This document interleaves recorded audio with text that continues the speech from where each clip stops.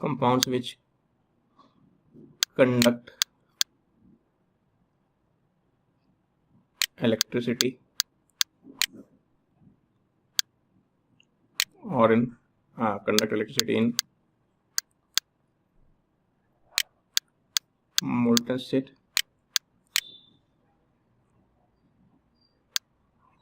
and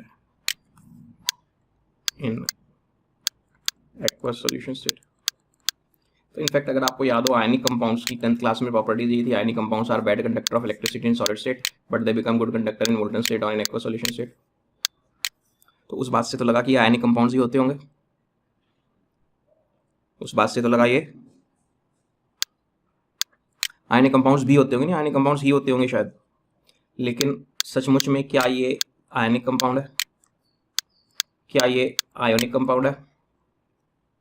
लेकिन तब भी ये एंड ना करके और करो, तब भी ये अपनी एक्वस सॉल्यूशन स्टेट में गुड कंडक्टर ऑफ इलेक्ट्रिसिटी बन जाते हैं। तो इसका मतलब ये आयनिक ना होने के बावजूद भी क्या है, इलेक्ट्रोलाइट्स, गुड इलेक्ट्रोलाइट्स, नहीं इलेक्ट्रोलाइट्स बस। और जो आयनिक कंपाउंड्स थे जो भी थे वो सब तो थे ही थे। अब ये इलेक्ट्रोलाइट्स की जो टाइप्स हुई थी, टाइप्स क्या होती हैं? अब वीक इलेक्ट्रोलाइट और स्ट्रॉन्ग इलेक्ट्रोलाइट में क्या था कि ये जो चीज हथौड़ा मारने पर थोड़ी सी टूटे ना टूटे वो तो स्ट्रॉन्ग चीज है, और जो हथौड़ा मारने पर पूरी तरह टूट जाए वो वीक है। जो हथौड़ा मारने पर पूरी तरह टूट जाए वो वीक है। लेकिन ये केमिस्ट्री वाले क्या चलते हैं, यहाँ उल्टा चलते हैं ये लोग। Electrolytes which do not dissociate completely। अभी समझाऊंगा, ध्यान से सुनते रहो। in their aqueous solution। Example काफ़ी सारे पढ़ लेंगे जब तक लेसन खत्म होगा। सबसे ज़्यादा बात इनके आसपास घूमेगी, इन दो कंपाउंड्स के।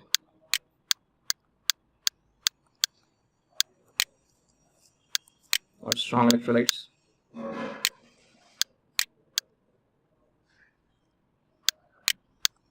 कौन हो जाएंगे? इलेक्ट्रोलाइट्स विच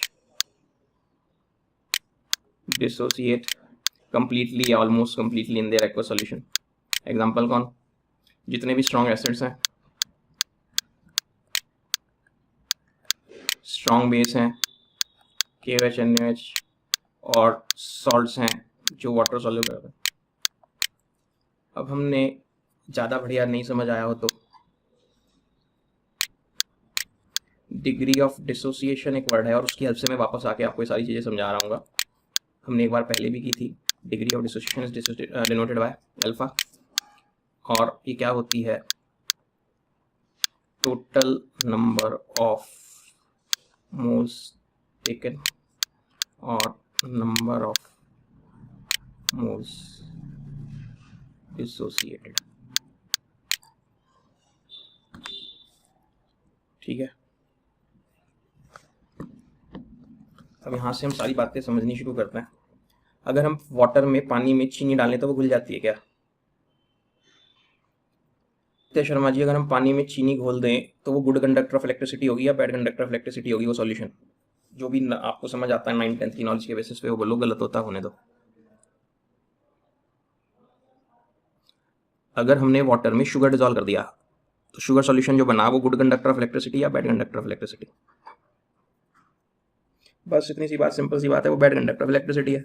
और अगर हमने पानी में नमक घोला होता है NaCl,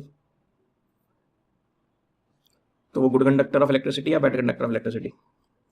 तो गुड कंडक्टर ऑफ इलेक्ट्रिसिटी। तो हमारी कहानी के अकॉर्डिंग, जो अभी हमने बोली, आपने बोली, उसके अकॉर्डिंग जो NaCl है वो तो क्या हो गया? Electrolyte, because it conducts electricity in aqueous solution state. और शुगर क्या हो गई? Non electrolyte.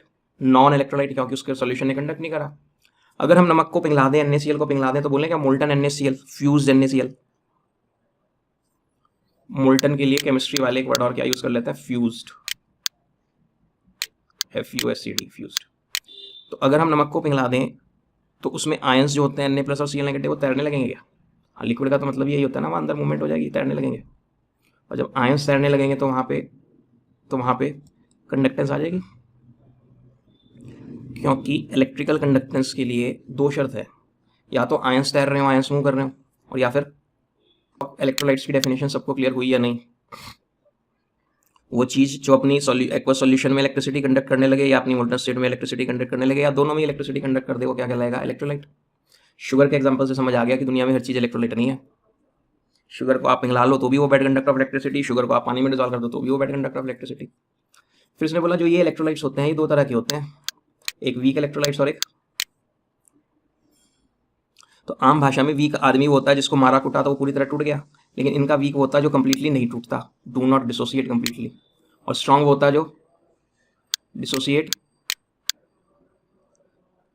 Almost completely word भी लगा देते हैं, कंप्लीटली वर्ड भी लगा देते हैं, एक ही बात है। तो अब हमें ये याद रखना पड़ता है, हमें कोई फोटो देख के नाम देख के तो पता नहीं चलेगा कि ये स्ट्रांग है या वीक है। तो फिलहाल आप, मैंने कहा ये 3 एग्जाम्पल याद करो, बाकी बाद में देखेंगे कि ये 3 कौन है, स्ट्रांग या वीक। ये 3 वीक इलेक्ट्रोलाइट्स हैं। जितने आप एसिड्स, स्ट्रॉन्ग एसिड्स के नाम पे बचपन से सुनते आ रहे थे, जितने आप स्ट्रॉन्ग बेसिस बचपन से सुनते आ रहे थे, और ज़्यादातर सब सॉल्ट्स जो आपने सुने वो सब कौन है? अभी आप कहते जा रहे हो जी हाँ पूरे टूट जाते हैं, कम टूटते हैं, लेकिन हमें से प्रॉपर मतलब तो समझ नहीं आ रहा। तो प्रॉपर मतलब समझने का क्या तरीका? मैंने बीकर में 1 लीटर वाटर लिया, ले सकता हूँ, इसमें मैंने 10 मोल एसिटिक एसिड के डाले। एसिटिक एसिड जानते हो सब या नहीं? तो एसिटिक एसिड वैसे तो कोवेलेंट कंपाउंड है, लेकिन जब इसको पानी में डाला जाता है तो ये टूट जाता है, CH3CO नेगेटिव में डिसोसिएट हो जाता है, CH3CO नेगेटिव में और H पॉजिटिव में। H पॉजिटिव कुछ H2O को पकड़ के क्या बन जाता है? तो आपने कितने डाले थे? 10। शुरू में जब 10 डाले थे, अभी टूटा नहीं था, 10 में से कुछ टूटा, तो 10 में से मान लेते हैं हम 1 मिनट के लिए 3 टूटे, तो ये कितने मिलेंगे और ये कितने मिलेंगे? ये लाइन सबको समझ आई? जिनकी लेट ज्वाइनिंग है उन्हें भी समझ आई है 3 कैसे मिले? क्या ये इक्वेशन बैलेंस है? क्या ये इक्वेशन बैलेंस है? ये एक एसिटिक एसिड है, एक एसिटिक एसिड के टूटने से एक एसिटेट आयन मिलता है और एक ही, तो कितने टूट गए? कितने टूट गए? तो 3 से 3 ही मिलेंगे ना, 3 ही मिलेंगे ना। अब इमेजिन करके देखो, मेरे पास ये पेन है, बॉल पेन कैप वाले, और ये पेन के जो कैप्स है ना वो थोड़ी लूज सी है। जैसे ही मैं इस बॉल पेन को पानी में डाल देता हूँ, डाल सकता हूँ बॉल पेन को पानी में, उसकी कैप जो है फिसल के अपने आप ही अलग हो जाती है। तो अगर मैंने पानी में 10 पेन डाले तो मुझे कितनी कैप्स मिलेंगी? और ये जो पेन कैप के सिवा बाकी हिस्सा है इसको क्या बोलूँ, नाम क्या दूँ उसे? वो कंफ्यूज करेगा ना, पेन बॉडी कह देते हैं, चलो सही कह रहे। तो हमने 10 पेन अगर पानी में डाले तो हमें 10 बॉडी मिलेंगी और 10 कैप मिलेंगी। अब हमने बाजार से एक दूसरा पेन खरीदा है, उस पेन में 2 कैप हैं, इधर से उतार के लिखो तो ब्लू लिखता है, इधर से उतार के लिखो तो ब्लैक लिखता है। अब ये वाले पेन को मैंने अगर पानी में डाल दिया 10 पेन को, तो क्या होगा, कितनी कैप मिलेंगी और बॉडी कितनी मिलेंगी? कोई दिक्कत हो रही समझने में? तो ये मैंने ये पेन पानी में डाला, ये पानी क्या कहता है कि मैं एक तो बॉडी दूंगा और एक कैप दूंगा। तो अगर मैंने 10 डाले तो ये कितने मिलने चाहिए और ये कितने मिलने चाहिए? मान लीजिए मैं आपसे बोलूँ मेरे पास ये एक पेन है H2A, इसे मैंने पानी में डाला तो क्या होगा?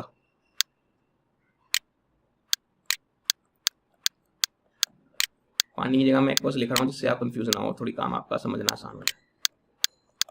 तो H2A नाम का पेन जब मैंने पानी में डाला तो कितने H+ मिलेंगे? इस फॉर्मूले को देख के नहीं पता चल रहा? और कितने नेगेटिव A2 नेगेटिव आयंस कितने मिलेंगे? बताओ, समझ आया? 2 कैसे और 1 कैसे? जबरदस्ती हाँ मत करना, बस इतनी मेहरबानी रखना। नहीं आया 500 बार पूछना पड़े पूछना, मेरी आवाज़ चिड़चिड़ी हो जाए तो भी पूछना, लेकिन हाँ मत करना, ठीक? कोई दिक्कत? वापस कहानी पे आते हैं। ये एक पेन, एक कैप वाला पेन, कितने डाले पानी में मैंने? 10 के 10 की कैप अलग, पेन अलग अगर हो जाए तो कहूँगा ये तो स्ट्रॉन्ग इलेक्ट्रोलाइट है, क्योंकि पूरा 10 डाले थे, 10 के 10 टूट गए क्या? आना शुरू हुआ। लेकिन मान लीजिए मैंने 10 पेन डाले और मुझे वहाँ 3 बॉडी मिली पानी में, तो कैप कितनी मिलेंगी? 3 ही मिलेंगी। और पेन कितने मिलेंगे? जब 10 में से 3 पेन की कैप खुल गई, 3 बॉडी मिल गई, 3 क्या मिलेगा? तो 10 7 तो पेन साबुत मिलेंगे। तो अब इस केस में ये पेन कैसा इलेक्ट्रोलाइट है, वीक या स्ट्रॉन्ग? वीक इलेक्ट्रोलाइट है, क्योंकि ये पूरा डिसोसिएट। अब मान लो 10 में से मुझे 9 कैप मिलती, तो बॉडी कितनी मिलती? और साबुत पेन कितने मिलते? अभी भी तो ये पूरा नहीं टूटा है, अभी भी पूरा टूट गया। तो अभी भी ये क्या है? अभी भी क्या है? Weak electrolyte. अभी नहीं समझ आया।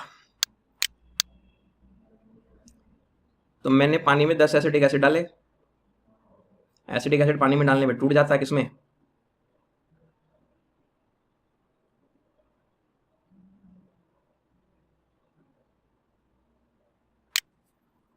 एसीटेट आयन में और HCO प्लस में। तो अगर मैंने 10 पेन डाले, 10 में से 3 टूट गए, 3 खुल गए, तो एसीटेट आयन कितने मिलेंगे? अरे एक एसिटिक एसिड के मरने से एक एसीटेट पैदा हो रहा है या नहीं?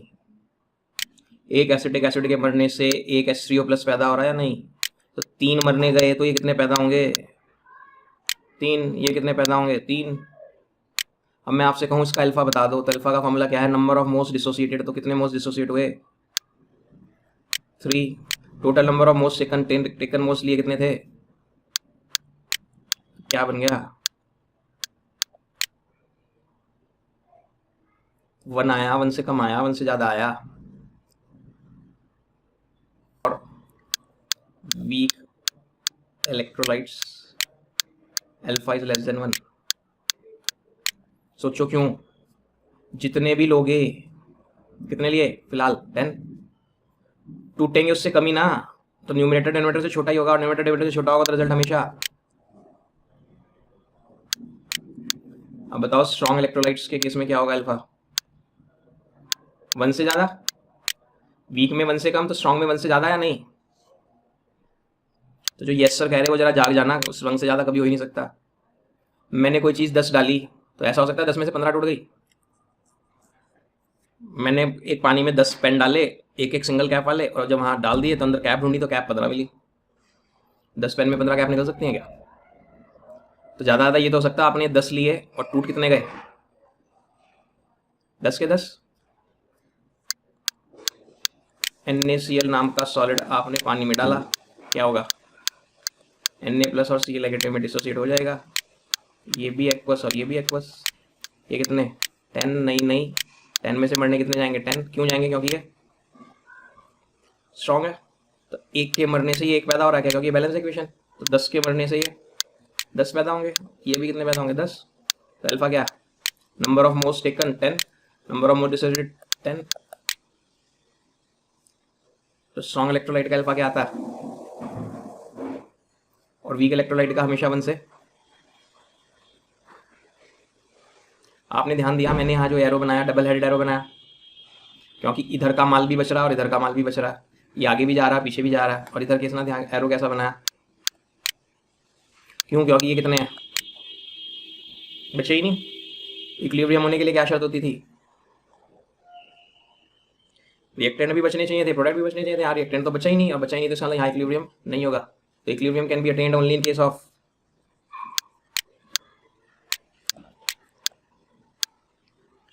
कोई स्पेशल केस बना के वो स्ट्रॉन्ग में कर देगी जी हाँ स्ट्रॉन्ग पूरा नहीं टूटा हुआ तो कर दे, बात अलग है। लेकिन in general equilibrium can be attend only in case of, बोलो सही मायने में हाँ या नहीं?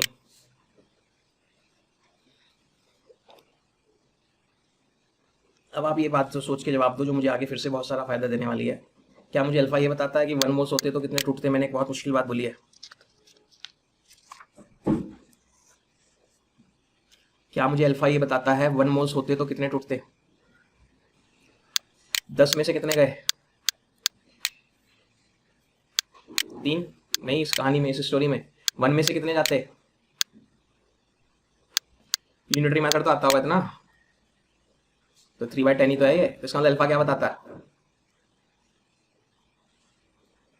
मान लो भूल जाओ ये 10 के बजाय ये 50 होता, मैं यहाँ इस साइड लिख के दिखा रहा हूँ, ये 50 होता है, ये नहीं नहीं 50 में से मान लीजिए 1 मिनट के लिए, झूठ मूठ के लिए मान लेते हैं 5 टूट गए, तो ये कितने मिलते हैं, ये ऐसे डेट 5, ये भी कितने मिलते हैं 5, तो अल्फा क्या होता है। तो क्या ये यही नहीं बता रहा कि 50 में से कितने मरे, 1 होता तो कितने मरते। तो ये इंपॉर्टेंट बात है जो कम लोगों के समझ में आती है, बिल्कुल इस इनिशियल स्टेज में दुनिया भर के क्वेश्चन करने के बाद वो कंक्लूजन पे पहुंचता है। आपको बात पकड़ में आई है, मैंने कोशिश की समझाने की कि अल्फा क्या बताता है। अल्फा ये बताता है कि अगर 1 होता तो उसमें से इतने जाते, तो 0.3 का क्या मतलब है, अल्फा 0.3 होने का क्या मतलब है कि अगर 1 होता तो 1 में से 0.3 जाते। आया क्या। तो मैं आपसे बोलूं अल्फा 0.3 है, ध्यान देना मैथ्स बोल रहा हूँ प्योर, अल्फा 0.3 है एक इलेक्ट्रोलाइट का, मैंने वो इलेक्ट्रोलाइट 5 डाले, बताओ कितने टूटेंगे, 1.5, बिल्कुल सही। मैंने पूछा 5 में से कितने टूटेंगे, तो आप कहोगे आपने बोला अल्फा 0.3 है, मैंने बोला था अल्फा 0.3 है, इसका मतलब 1 में से कितने जाते हैं, तो 5 में से कितने जाएंगे। अब आप अल्फा फिर से इस हिसाब से निकाल के देख लो, 1.5 जाते हैं किस में से, 5 में से, अपॉन 5 सॉल्व करके 0.3 नहीं आ गया। सीख ली क्या काम की बढ़िया बात। चलें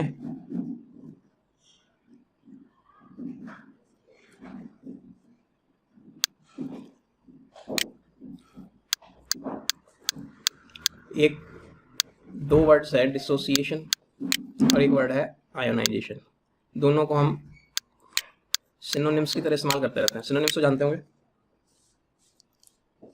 तो मैं भी सिनोनिम्स की तरह इस्तेमाल करता रहूँगा, जब जी मैं डिसोसिएशन बोल दूंगा, जब जी मैं आयनाइजेशन बोल दूंगा, बुक वाला भी जब जी मैं डिसोसिएशन लिख देगा, जब जी मैं आयनाइजेशन लिख देगा, लेकिन टेक्निकली दोनों अलग अलग हैं। For ionic compounds in water, अगर आयनिक कंपाउंड को आप वाटर में डाल रहे हो तो क्या वर्ड यूज करते हैं, डिसोसिएशन। और अगर non ionic compound when on adding to water gives ions, तो क्या यूज करते हैं वर्ड,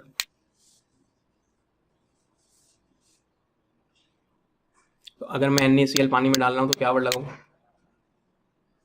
कि NaCl में पानी में डालते ही डिसोसिएट हो गया Na+ में और Cl नेगेटिव में। और अगर मैं CH3COOH पानी में डाल रहा हूं तो CH3COOH में सचमुच में आयंस थोड़ी होते हैं, तो कोवेलेंट कंपाउंड है, 11th क्लास 10th क्लास याद आ रही हो, फोटो बनाते थे ऐसे, लेकिन जब इसे पानी में डालते हो तो क्या करता है, अभी पढ़ाया था पीछे, आयंस बना लेता है। तो इसके लिए हम वर्ड यूज नहीं करेंगे डिसोसिएशन, इसके लिए क्या वर्ड यूज होगा, ओस्वाल्ड्स लॉ ऑफ डाइल्यूशन क्या कहता है, हमने फिर से किस्सा एसिटिक एसिड का ही लेते हैं, इसको हम पानी में डालते हैं, पानी में डालने पर ये आयोनाइज हो जाता है, क्या देने के लिए,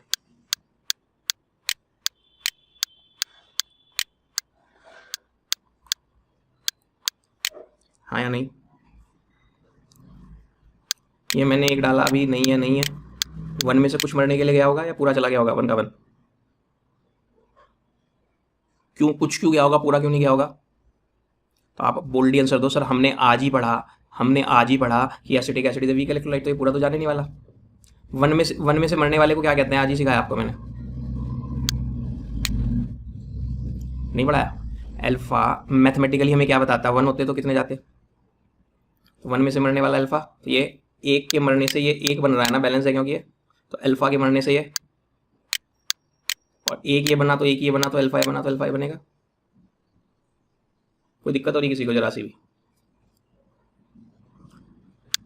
तो एक टर्म है जिसका नाम इक्विलिब्रियम कांस्टेंट, किससे डिनोट करते हैं इक्विलिब्रियम कांस्टेंट को, कैपिटल के से, कैपिटल के, और कैपिटल के इक्विलिब्रियम कांस्टेंट क्या होता है कि जितने भी प्रोडक्ट्स हों सबकी कंसंट्रेशन को आपस में मल्टीप्लाई कर दो, और कंसंट्रेशन कैसे रिप्रेजेंट करते हैं, स्क्वायर ब्रैकेट में डाल के, और जो उनका कोफिशिएंट हो वो उसकी पावर बना दो, तो फिलहाल 1 1 है तो बनाने की जरूरत नहीं है 1 1, तो जितनी भी हो सब, ये तो प्रोडक्ट्स तो प्लस में होंगे, लेकिन आपने यहाँ मल्टीप्लाई में लिखने होते हैं। Divided by concentration of reactants, reactants कौन, दोनों का कोफिशिएंट 1 1 है, तो इसलिए पार भी 1 1। तो for dilute solution, dilute solution समझते हैं जिसमें पानी बहुत सारा हो, H2O की कंसंट्रेशन क्या मानता है, क्यों मैंने ऐसे बोला था कि समुद्र में से एक मग पानी मैंने निकाल लिया, समुद्र रो रहा है, मैं लुट गया। समुद्र में से एक बाल्टी पानी मैंने निकाल लिया, समुद्र रो रहा है, मैं लुट गया। समुद्र में से 1000 लीटर का टैंकर, 1000 लीटर का 10,000 लीटर का टैंकर मैंने पानी का भर लिया, समुद्र कह रहा है मैं लुट गया। तो क्या ये H2O के मॉलिक्यूल्स भी यूज हो रहे हैं? हाँ, H3O प्लस बनने में H2O का मॉलिक्यूल यूज हो रहा है। तो अल्फा तो बहुत छोटा सा है ना, 1 में से अल्फा जो गया तो पॉइंटों में है, 1 से छोटा तो पॉइंट में ही होगा, डेसिमल में ही होगा। तो H2O जो खर्च होंगे वो भी तो डेसिमल में ही होंगे। अरे 0.3 अगर है तो 0.3 H2O लगेंगे या नहीं, 0.1 है तो 0.1 H2O ही लगेंगे या नहीं। तो लाखों करोड़ों पानी में से, लाखों करोड़ों में से अगर 0.1 निकल गए तो उसे कुछ फर्क पड़ रहा है क्या?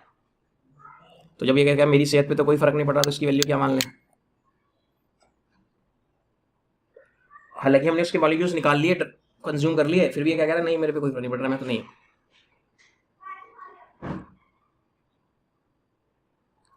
तो अब क्योंकि ये कांस्टेंट है, इसके को क्या कहते हैं, नाम याद करना है, इक्विलिब्रियम कांस्टेंट। ये इनटू H2O मैथ्स वालों से पूछ के ऐसा तो कर ही सकता हूँ।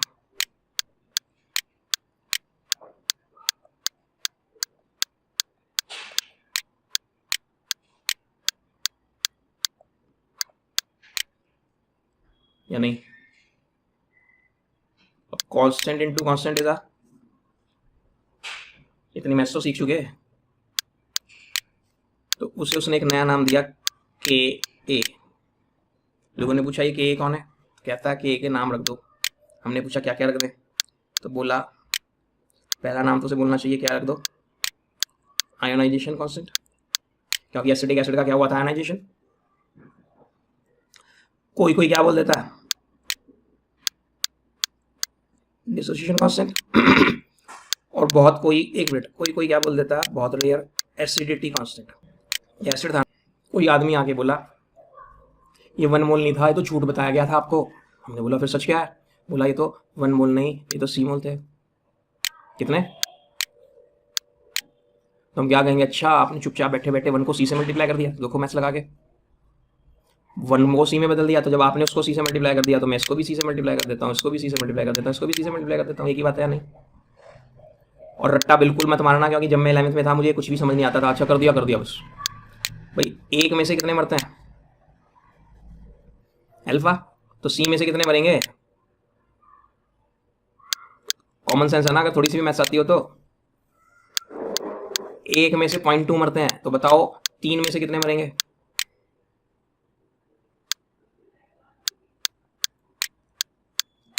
तो ये अल्फा है क्या, ये C है क्या, 1 को 3 से मल्टीप्लाई से, ये अल्फा है और ये C है, C अल्फा नहीं हो गया? तो हमने बोला जब ये सब हो ही गया, थोड़ी सी हम भी गलागारी कर लें। ये CH3CO नेगेटिव से पूछा तू कितना हो गया, बोला जी मैं तो अंदर C अल्फा हूँ। HCO प्लस से तू पूछा तू कितना अंदर, कि जी मैं भी C अल्फा हूँ। एसिडिक एसिड से पूछा तू कितना बचा है, तो बोला मैं C इंटू 1 माइनस अल्फा हूँ।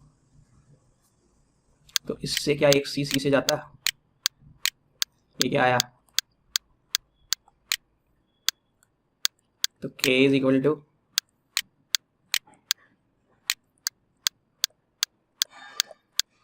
हाँ या नहीं?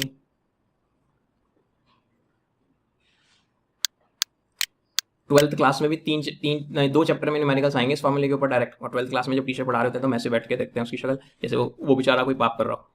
पाप हमने क्या होता है कि हमने पढ़ा नहीं होता, याद नहीं रखा होता, वो जब वो पढ़ाता ना देखो कि ये था, हम उसको ऐसे घूरते हैं जैसे वो पाप कर रहा हो। हाँ जी बोलो क्या, कहाँ से मैडम बोलो तो, कहाँ से, कि यहाँ से नहीं आया?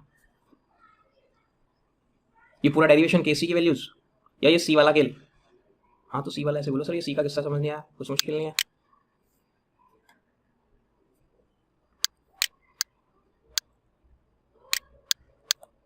इसको रब कर दूंगा, मैं गंदा सा लिख रहा हूँ, और कनाडा में वैल्यूज से बात करूँगा जिससे कि समझ में आ जाए, क्योंकि दिक्कत हमारे साथ यही आ रही होती है कि हम सिम्बॉलिकली नहीं समझ पा रहे थे जल्दी से। ये मैंने एक लिया, या नहीं था, या नहीं था, एक में से कितना मरा मान लेता हूँ थोड़ी देर के लिए, वैल्यू बदल देता हूँ, 0.4 मरा, तो कितने होंगे? कोई दिक्कत मैडम यहाँ तक? अब एक आदमी आके मेरे से बोला कि हमने ना ये प्रोग्राम चेंज कर दिया, 1 के बजाय हम ले रहे हैं 3। कितने ले रहे हैं? तो क्या 1 का 3 टाइम्स कर दिया? तो एक में से कितने मर रहे थे, तो 3 में से कितने मरेंगे? यानी तो आपने बोला इसका 3 टाइम कर दिया, तो इसका भी 3 टाइम कर दो, इसका भी 3 टाइम कर दो, और इसका भी 3 टाइम कर दो। ध्यान देना इसे खोलने पे क्या बन रहा है। यही नहीं बना कि एक में से 0.4 मरते था, 3 में से कितने बनेंगे, आपने अलग से बताया था। तो हमने इसको इन जनरल क्या कह दिया कि पहले 1 था, ये नहीं था, ये नहीं था, 1 में से मरने वाला अल्फा था, तो ये अल्फा था, ये अल्फा था, फिर ये बोला मैं 1 के बजाय सी हो गया हूँ, मैं 1 के बजाय 3 हो गया हूँ। हमने इसे क्या कहा, तुझे तू भी सी टाइम हो जा, तू भी सी टाइम हो जा, तू भी टाइम, कोई ये नहीं हुआ, 3 टाइम्स, ये भी 3 टाइम्स हो गया, ये भी 3 टाइम्स हो गया, ये भी 3 टाइम्स हो गया। अब तो आया मैडम, अभी भी नहीं आया? जबरदस्ती हाँ मत करना, नहीं आया तो दोबारा पूछ लेना कि अभी भी नहीं आया। बस अब फॉर्मूले में कुछ भी नहीं है। एसिटिक आयन कितने हैं? C alpha. हाइड्रोनियम आयन कितने हैं? इक्विलिब्रियम पर सी अल्फा। एसिटिक एसिड कितना बचा इक्विलिब्रियम पर? C × 1 - alpha. इस एसिटेट आयन की जगह क्या लिख दिया मैंने, और इस HCO+ की जगह भी क्या लिख दिया, और एसिटिक एसिड बचे हुए की जगह क्या लिख दिया, C × 1। अब मैथ से सी से उड़ गया, क्या आ गया सॉल्व करके, C अल्फा² पर 1 - अल्फा। बोलो सर सबको आ गया या नहीं?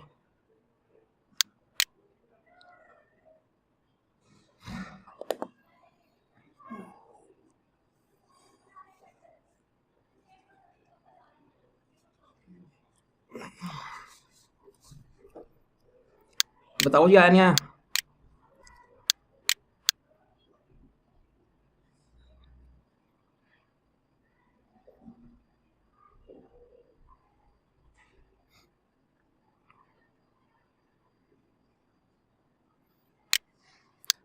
ना समझने वाली बात तो अब शुरू होती है। क्या अल्फा वीक इलेक्ट्रोलाइट के केस में हमेशा 1 से छोटा होता? आज ही तो पढ़ाया। तो अगर इफ ऐसा कभी हो जाए, हो सकता है कि ऐसा कभी, इस बात का क्या मतलब, इसका क्या मतलब, इसका मतलब है 1 में से बहुत ही कम, बहुत ही कम, बहुत ही कम टूट रहा। कोई बोले 1 में से पता कितना टूटा, हमने पूछा बता कितना टूटा, बोला इतना टूट रहा। आप क्या कहोगे 1 में से इसे माइनस करने से?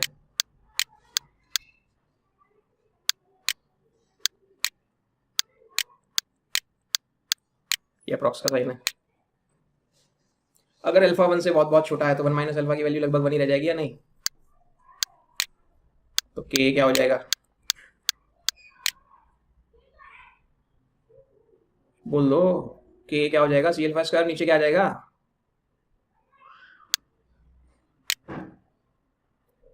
डेट इज अल्फा क्या हो गया, मैथ्स आता हो तो। इसका मतलब ये हो गया क्या, ये इनवर्सली का साइन है, इनवर्सली।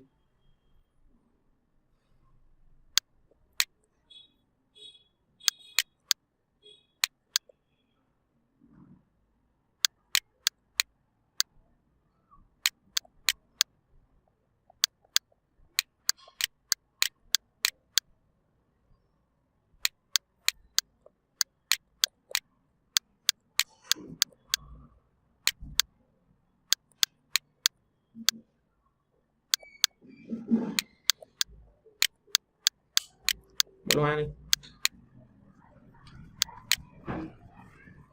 हाँ जी। अब जरा ध्यान लगाना मैं क्या बोल रहा हूँ। अगर मैं किसी सॉल्यूशन में पानी डालता जाऊं, यानी डाइल्यूशन करता जाऊं, तो C की वैल्यू कम होती जाएगी, और अल्फा की वैल्यू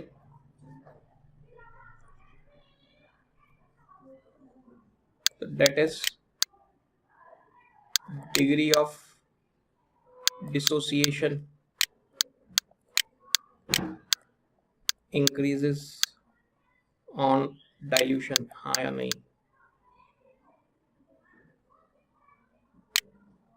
क्या मतलब, क्या मतलब, हाँ बता रहा हूँ सर, यहाँ ध्यान देते रहो बस। ये मेरे पास 1 लीटर पानी था, ठीक। इसमें मैंने 1 मोल एसिटिक एसिड डाला था, 1 मोल एसिटिक एसिड में से कितना टूट गया था, 0.3। तो अल्फा की वैल्यू कितनी थी, 0.3। 1 में से 0.3 टूटा तो अल्फा 0.3 हो गया। अब मैंने बाहर से लाके इसमें 1 लीटर पानी मिला दिया, तो क्या मैंने इसका डाइल्यूशन कर दिया? ये एसिड था ना, एसिटिक एसिड एसिड होता है ना।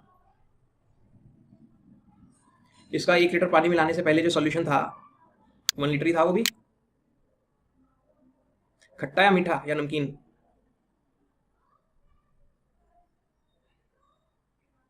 भाई एसिटिक एसिड तो सबने पिया है, विनेगर सबने खाया लगभग। अब मैंने इसमें 1 लीटर पानी मिला दिया तो इसकी खटास बढ़ गई होगी, घट गई होगी? घट गई होगी ना। तो क्या कर रहा हूं मैं,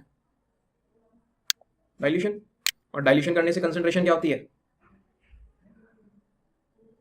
समझ आ रहा है ना इतना? तो डाइल्यूशन करने से कंसंट्रेशन कम होगी। जिसको नहीं आ रहा बोलो सर हमें नहीं पता चला डाइल्यूशन करने से कंसंट्रेशन कैसे कम होगी। मैंने इतना बढ़िया एग्जांपल तो दिया कि मेरे पास 1 लीटर एसिटिक एसिड का सॉल्यूशन था जो खट्टा था, मैंने उसमें पानी मिला दिया, उसकी खटास कम हो गई। खटास कम हो गई तो मैं इंग्लिश में क्या बोलूँ, इसकी कंसंट्रेशन कम हो गई।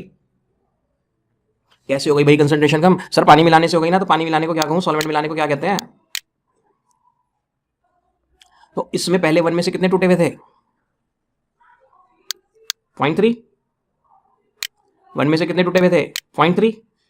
अब मैंने इसमें 1 लीटर पानी और मिला दिया तो क्या होगा, 0.7 साबुत थे ना, अभी 0.3 घुल गए, टूट गए थे। तो उन 0.7 में से थोड़े से और टूट जाएंगे। पता चला आप टूट गए 0.5, अल्फा क्या हो गया, 0.5। अब मैंने लाके इसमें 1 लीटर पानी और डाल दिया, क्या इसकी खटास और कम हो गई? क्या इसकी कंसंट्रेशन और कम हो गई? क्या इसका और डाइल्यूशन हो गया? अब साबुत कितने रह गए थे अभी अभी, 0.5। 0.5 में से 0.3 और टूट गए, यानी टोटल कितने टूट गए, 0.8 टूट गए। साबुत कितने रह गए, 0.2। तो जैसे जैसे मैं डाइल्यूशन करता जा रहा हूँ सी कम होता जा रहा है, कंसंट्रेशन खटास कम होती जा रही है, और डिग्री ऑफ डिस्टिलेशन पहले 0.3 थी, फिर 0.5 हो गई, फिर 0.8 हो गई, बढ़ती जा रही है। मैं प्योर हिंदी बोल दूं, मैं प्योर हिंदी बोल दूं, जो नहीं टूटा था पानी डालने से वो भी टूटता जा रहा है। 10 एसिडिक एसिड में से 3 टूट चुके थे, 7 साबुत थे, मैंने थोड़ी पानी पिलाया, 7 में से 2 टूट गए, 5 साबुत रह गए। फिर मैंने थोड़ा और पानी मिलाया, बचे 5 में से 2 और टूट गए, 3 साबुत रह गए। मैंने थोड़ा सा और पानी मिलाया, 1 टूट गया, 2 बचे। थोड़ा और पानी मिलाया, इन 2 में से भी 1 टूट गया, 1 ही बचा। तो जब इनफाइनाइट डाइल्यूशन हो जाएगा तब क्या होगा, 10 के 10 टूट जाएंगे, है कि नहीं? ये मैंने क्लास 12 भी पढ़ा दिया आपको। Eight infinite dilution complete dissociation of even weak electrolyte. Weak electrolyte तो कहते हो जो पूरा नहीं टूटता, लेकिन इनफाइनाइट डाइल्यूशन तक जाते जाते क्या होगा, कंप्लीट डिसोसिएशन हो जाएगा इनफाइनाइट डाइल्यूशन तक जाते जाते। क्योंकि आपको समझ आ गया ना कि हाँ हम जैसे जैसे सॉल्वेंट मिलाते जा रहे हैं, जो नहीं टूटा और टूट गया, नहीं टूटा और टूट गया, नहीं टूटा और मैं पानी डालते जा रहा हूँ, डालते तो कभी तो ये सीन आएगा कि सारे सारे टूट जाएंगे। उस सीन को क्या कह रहा हूँ, क्योंकि उस सीन के आने के बाद जब आप इस एसिटिक एसिड के सॉल्यूशन को टेस्ट करोगे, इसमें खटास ही नहीं होगा। क्यों, अंदर से एसिटिक एसिड भाग गया, क्या भाग गया? अंदर एसिटिक एसिड तो पड़ा है, फिर भी खटास नहीं आ रहा। सबके घर में छत के ऊपर मोस्ट प्रोबेबली टैंक तो रखा होगा पानी का, और ज़्यादातर लोगों के घरों पे 500 लीटर का या 10,000 लीटर के आसपास का होगा। अब इसे मैंने खाली करवा लिया, बिल्कुल खाली करवा के इसमें सिर्फ 1 चम्मच नमक डाल दिया, और फिर इसमें 1 गिलास पानी डाल दिया, ठीक। और नीचे टैप चलाई, मान लो इसमें आ गया बहता हुआ, सपोज करो 1 मिनट के लिए आ गया, तो थोड़ा सा 1 चम्मच में ये पानी लिया और चखा, तो नमकीन आएगा क्या टेस्ट? अब मैंने इसमें 10 लीटर पानी भर दिया, अब फिर से टैप चला के थोड़ा सा पानी लिया, 1 चम्मच, नमकीन टेस्ट पहले से। और जब मैंने इस टैंक को पूरा 1000 लीटर पानी से भर दिया और मैंने नीचे 1 चम्मच पानी लिया, नमकीन आएगा क्या? आएगा ही नहीं, क्योंकि इसमें से नमक भाग गया, इसमें से नमक भाग गया। नमक पड़ा है फिर भी आपको क्या लग रहा है, फीका? क्योंकि 1000 लीटर पानी में 1 चम्मच नमक घोलने से तो टेस्ट बनेगा ही नहीं। तो उस कहानी को, उस सीन को मैं क्या कह रहा हूँ, इनफाइनाइटली डाइल्यूट कर दिया आपने, इतना डाइल्यूट कर दिया कि लग रहा है नमक इसमें है ही नहीं। और अगर वो नमक के बजाय एसिटिक एसिड था तो खटास गायब। और जितना भी आपने एसिटिक एसिड डाला था वो सारा का सारा टूट चुका होगा शायद अब तक तो, और नहीं टूटा तो टैंक और बड़ा कर लो, 10,000 लीटर पानी का कर लो। 10K लीटर 10,000, और पानी डालते डालते 10,000 लीटर कर दो, फिर तो टूट ही जाएगा सारा। आपको जी नहीं मेरा तो अभी भी नहीं टूटा, तो मेरे पैसे थोड़ी लग रहे, मैं कह दूंगा 100,000 लीटर का टैंक कर लो, तब तक जाते जाते तो पूरा टूट ही जाएगा, क्योंकि मेरे पास क्या ऑप्शन है।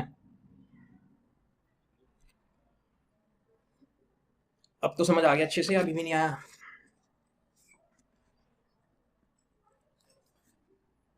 सम्यक जैन जी की आवाज़ नहीं आ रही आज? हाँ, उस वक्त इक्विलिब्रियम भी खत्म हो गया, क्योंकि इनफाइनाइट डायलेशन पे सारा खुल गया। सारा खुल गया मतलब इधर वाला चीज जीरो, और जीरो तो इक्विलिब्रियम खत्म, जीरो तो इक्विलिब्रियम खत्म।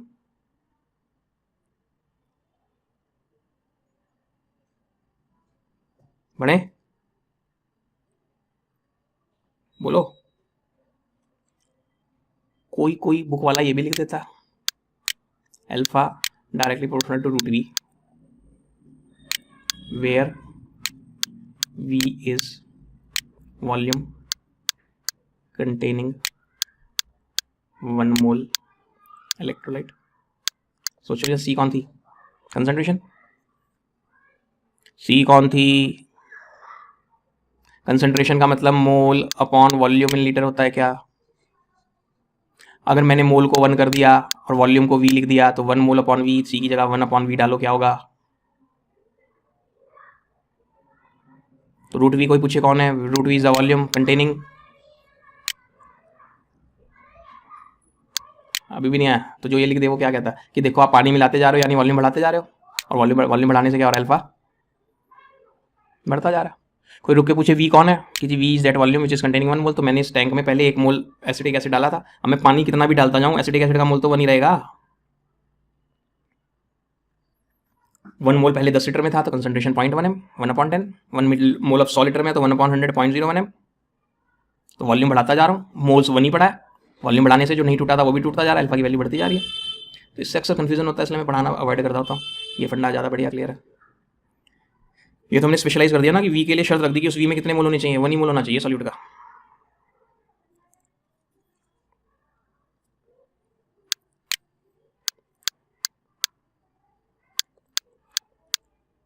इस सब के पास दोबारा आएंगे न्यूमेरिकल एस्पेक्ट से, ठीक है। कंसंट्रेशन किसे कहते हैं? ये मोलैरिटी की डेफिनेशन लिख रहा हूँ इनफैक्ट में, क्योंकि इस चैप्टर में स्क्वायर ब्रैकेट का मतलब कंसंट्रेशन, और कंसंट्रेशन कौन सी मोल्स पर लीटर वाली होता, यानी मोलैरिटी। तो अगर मोल 1 कर दूं फिक्स 1/v, तो अगर मैं वॉल्यूम बदलता जाऊंगा तो मोलैरिटी बदलती जाएगी या नहीं? तो कोई पूछे वी कौन है, तो मैं यही तो बोलूंगा ना, V is the volume of solution containing.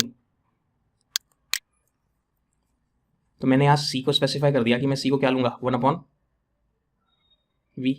तो अब सी की जगह 1/v डालो तो वी घूम के ऊपर आ जाएगा या नहीं? और नीचे कौन होगा? √1, यहाँ कौन होगा? √1। तो √1 तो लिखने का कोई फायदा नहीं है। कोई पूछे जी, क्या पूछे, वी कौन है? वॉल्यूम, कैसा volume? Volume in litre containing 1 मोल का वॉल्यूम नहीं, volume of solution in litre which is containing 1 mole of, 1 मोल का वॉल्यूम थोड़ी है ये तो सॉल्यूशन का वॉल्यूम है सर। अभी भी नहीं आया तो फिर रिपीट कराओ।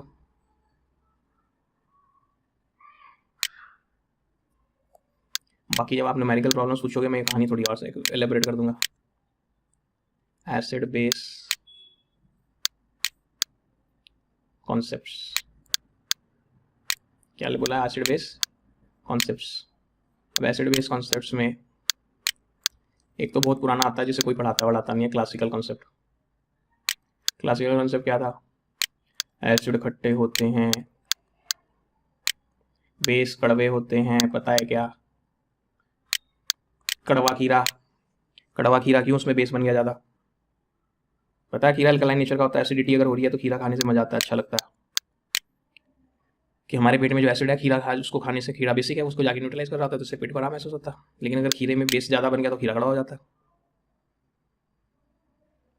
ये तो क्लासिकल कंसेप्ट हैं, बेकार थका हुआ, कुछ नहीं पूछ रहा, कोई नहीं पूछ रहा, ऑब्जर्वेशन बेस्ड। जो हमें पढ़ना था थोड़ा सा मैंने आपको उस दिन सुनाया भी था, क्योंकि एक बार में तो पता ही नहीं चलता है हुआ क्या। Arrhenius acid base concept. Arrhenius कोई साइंटिस्ट का नाम था, उसने आर्नियस कॉन्सेप्ट दिया। तो ये वही था जो आपने 10th क्लास में पढ़ा था। 10th क्लास में क्या पढ़ा था? Acid is a substance which, बोलो, provide H+ ions in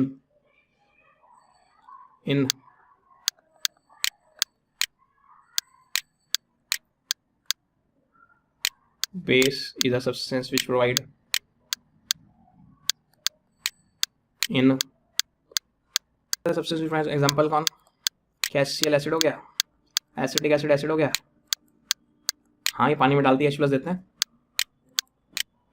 base के एग्जाम्पल कौन? NaH पानी में डालने पर OH नेगेटिव देता है, NH4OH पानी में डालने पे OH नेगेटिव देता है। ये कौन हो गए?